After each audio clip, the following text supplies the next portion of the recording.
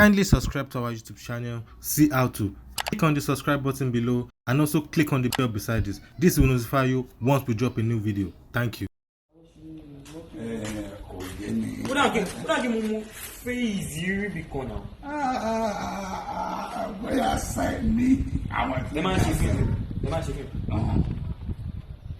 No, you don't think Baba Sui now. I know, I believe me. Anyways, you're skizzy. You're so staja. So staja. Ẹranko ní àbẹ̀yàn.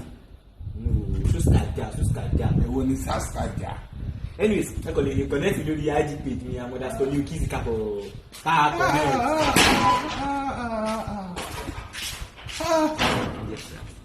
Ǹjẹ́ Brazil ti lọ? Ilé mọ̀ tí a wò ni.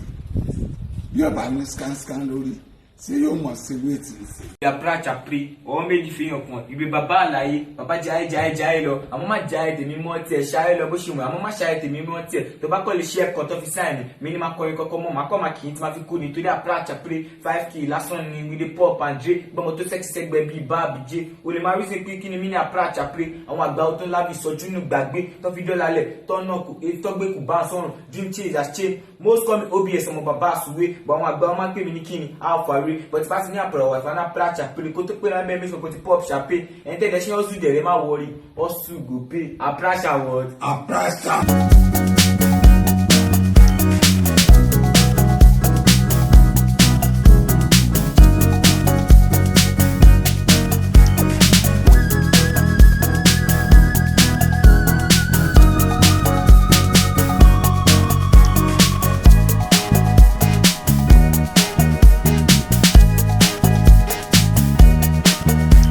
Watching this video, please don't forget to click the subscribe button. Kindly comment and share. Thanks.